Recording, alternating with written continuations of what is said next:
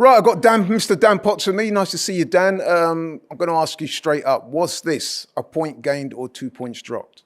2 points dropped. I thought it was an absolute disgrace of a performance. Oh, wow. Mate, I thought that was a shambolic performance. People are saying, oh, you know... Don't hold back. Bro, I'm not going to today. I'll tell you why I'm not going to today, because the expectation, the levels have gone up now. You can't sit there anymore and say, oh, it was Stamford Bridge, it was Chelsea. This is a team that are struggling to get the top half of the table, and they came out and showed a lot more fight and press and energy than we did.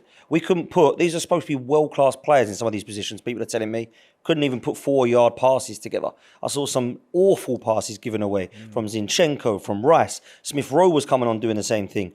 What was it today? I can't really pick any amazing players today, Laurie. I look at Gabriel, I look at the performance of Declan Rice in the six, and Martinelli showing a bit of threat. I can't tell you anyone else that's playing well. And I'm getting sick and tired of Martin Ødegaard disappearing when the going gets tough, because he's supposed to be a captain and a leader, and I've seen another shocking performance where he's had to get subbed. I don't know an Arsenal captain that gets subbed more than this guy. It's frustrating me. And I love Martin Ødegaard as a player, technically gifted. I questioned his goals and assists. He proved that he can score them. This season, when's the last time he had a good game, Martin Ødegaard? I'm struggling with him. I'm struggling today with the front line. I saw the team and I thought, excited. All back, yeah? Front four's back. We wouldn't have known it today. Was you surprised to see that Partey had been left out in favour of Jorginho? I can only think that Mikel Arteta doesn't believe he's fit. I was really surprised he didn't come on today as well, because that was what we were crying out for, in my opinion. Someone to actually control the midfield. Turns out that it was Declan Rice in the end, having to drop back. Weird substitutions for me. Jorginho coming off, Smith Rowe coming on. No Partey. I will say Trossard is the guy that I do think gets disrespected a lot. I give you credit there. You're a big fan of Trossard, and that finish, that was a very good finish. Yeah, and you know what? Saka didn't do much tonight, but that was a hell of a cross. Do you know? Yeah. Hell of a cross.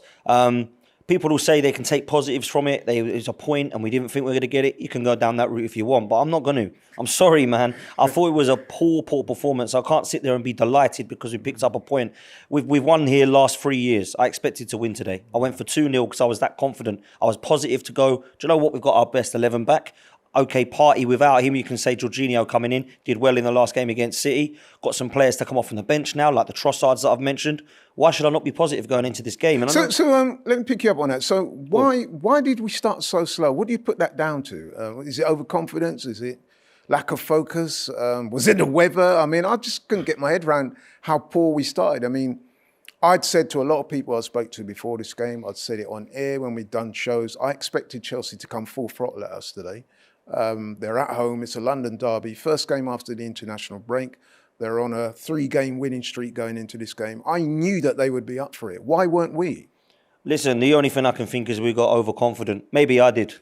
Maybe the players thought they could rock up and do whatever they wanted and it would be fine, 3 points. You can't do that against Luton, Sheffield United, Burnley, Chelsea, City, Liverpool. You can't do that in the Premier League. And they've done that today. They've turned up, their passes were lacklustre, they were sloppy, and every single ball Chelsea were on us. Yeah. That's normally us. That's normally Jesus. That's normally Saka. That's normally Martinelli. It's normally Ødegaard. He's normally pulling the strings. Goes missing. You know, listen, it's coming up to Halloween. He's made a ghost appearance already, this guy. Just come on, man. What is going on? This is the problem with Martin Ødegaard. He gets you back and you go, wow, this is what we need. This is what captain material. This is what I see. And then I see performances like that. And I'm like, why have you let yourself down?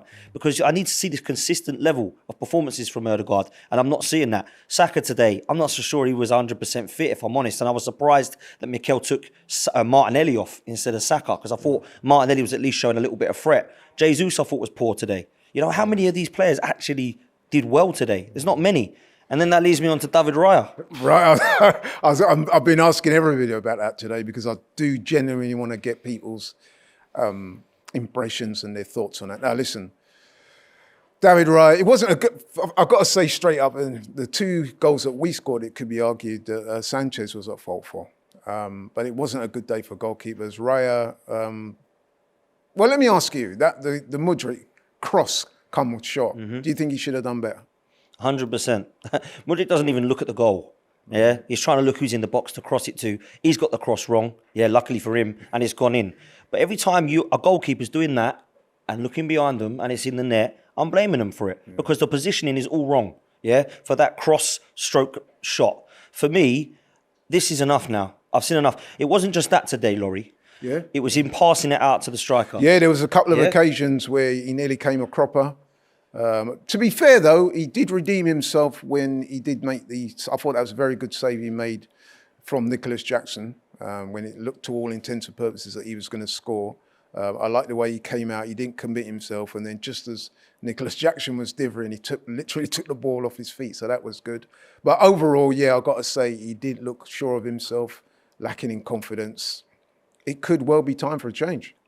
Listen, I've been told this guy's kicking is immense, and he's kicking it out the stands all the time at the moment. So I've been told his kicking's brilliant. He's giving it to the striker. He's smashing it out in the stands. We're now seeing him getting lobbed. We've seen him being very shaky with his feet against Manchester City and again today. I think it's time now. And if Mikel is ruthless to get rid of Ramsdale when he hasn't made mistakes, when this guy is making them, this guy deserves to get his place back now. Whether it be Tuesday night, whether it be against Sheffield United, whether it be both. I can't see this. There's got to be a level of consistency with Mikel Arteta's decisions. He wants to be ruthless in a position. He's got to be ruthless in that same position with the two goalkeepers.